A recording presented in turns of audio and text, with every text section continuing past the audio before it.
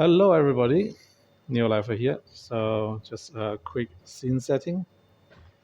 We are back at my favorite cafe. The last video I made here was actually very successful. I want to thank everybody for watching it and give me the like and subscribe because of that video.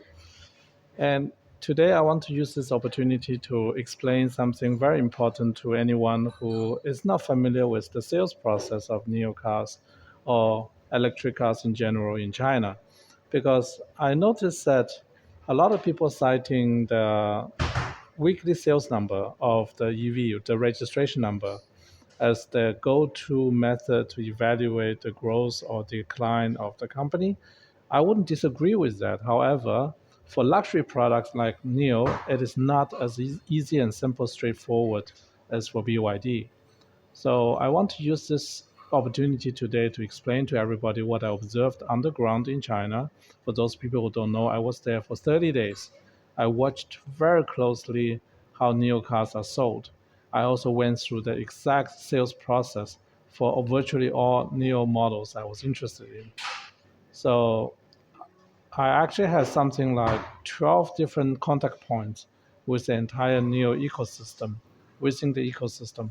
So I had a very good overview and personal experience with how the cars are sold in NEO's ecosystem compared to, let's say, um, um, Xiaomi or any other brands. And it's quite different. I want to remind you that even though they are on surface competing with each other, in reality they are catering to different audiences. It's almost like saying that a KFC is competing with a Michelin star restaurant because they're both selling food. If you are eating at a Michelin star restaurant, you probably don't eat right away afterwards at the KFC and vice versa, right? But in reality, there are quite a big difference in the audience quality and quantity. And I want everybody to understand that the sales process of NIO is actually not as simple as it looks, that someone just goes, test the car, and then immediately he will be purchasing the car on the spot. Instead, it is a gradual process that is prepared by the salespeople. They will try to guide you to the closing, as always. However, they are not going to try to give you the how do I say, try to give you the quick sales process like what BYD is famous for, what like the dealership model where they try to close you on the same day. The closing on the same day is something that differentiates you between the normal brand and the exclusive brands. And the best comparison I have is that if you would be going to, um, let's say, a luxury store like Louis Vuitton, you can look at everything and they will try to explain to you the product and try to let you try as many products as you can. But one thing that does not happen at any of those sales process in luxury products is that they will not force you to buy on the spot because that's a big turnoff. That is a huge turnoff because they want you to make the decision based on your personal needs and personal desires, not because you have to fulfill quota. That is not the case with every car manufacturer in China. About 70% of the brand I came across is rushing it was rushing me to purchase on the spot. NIO is one of the few brands that didn't try to do it. Instead, it was trying to investigate your needs and then put you into the sales funnel and to see when they can close the deal gradually. And I'm telling you all this because you need to understand the big swing in the weekly registration number has more to do with sales incentive than how many people are actually in the market to buy the new car. What do I mean by that is we had a huge sales spike previously from the model change year. Older new models was pushed out at a very low price with huge incentives. And there's a lot of people waiting in the ecosystem, basically watching and waiting in the ecosystem system to get into the NEO ecosystem.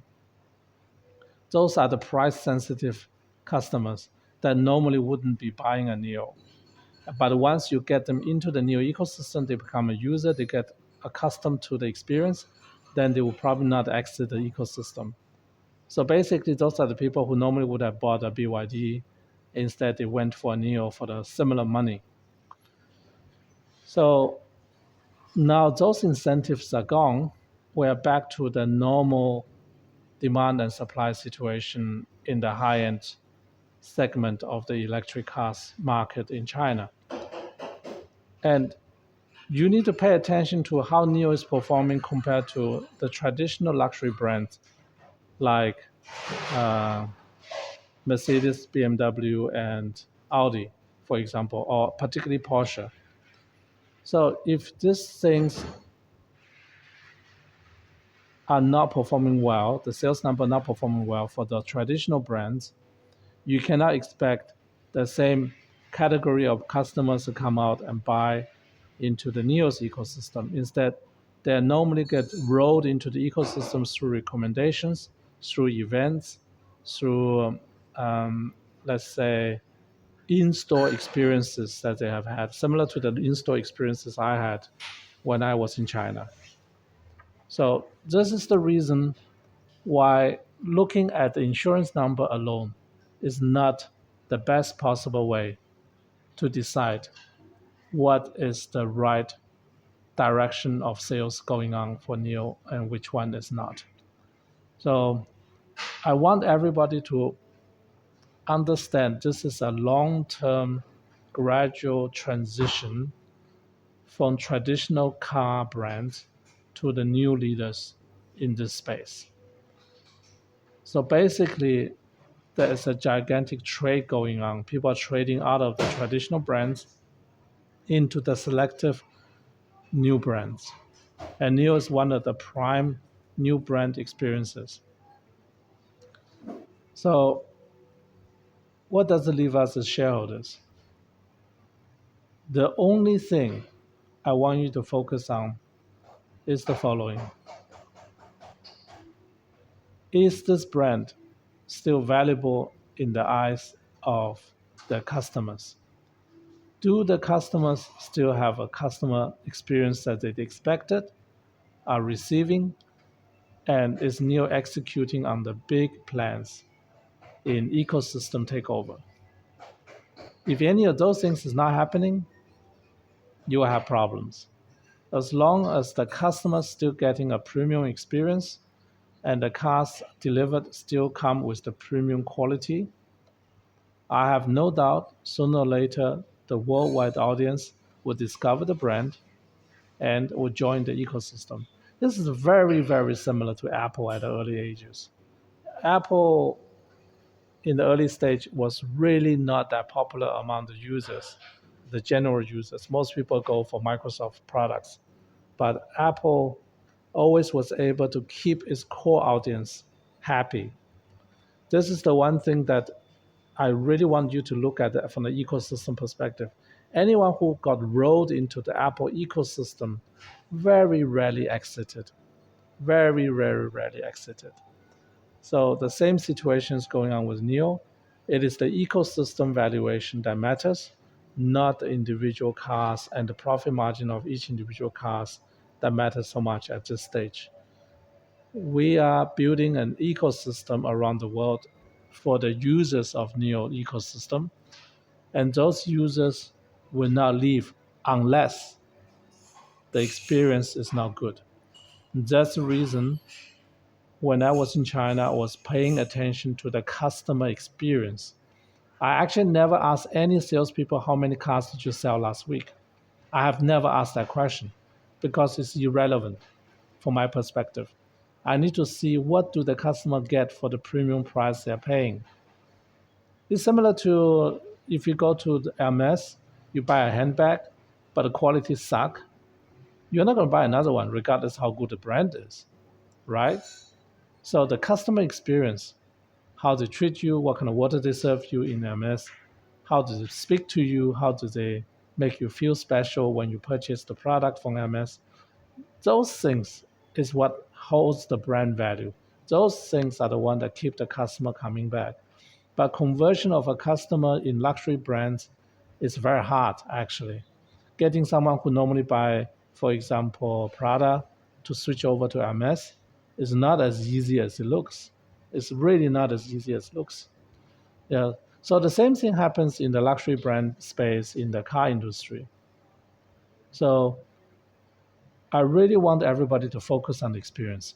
And if you don't have the opportunity to experience the sales process, I highly recommend spend a few $1,000s, make a trip to the country, and experience in one of the major city centers the sales process of the different brands, like I did. Then you have a higher conviction of your investment. Then, at an opportunity like today, where the share price briefly dipped below 350, this also will give you the opportunity to get in at a very, very low price. So I hope you like this video. It is more related to the NIO house video I have made the last time. And I want to explain to you from a long-term perspective what justifies this investment and why the valuation is so cheap, why the NIO ecosystem is the one you should look out for, not individual cars. Okay, thanks very much for watching. I'm going to drink my coffee now. Like and subscribe.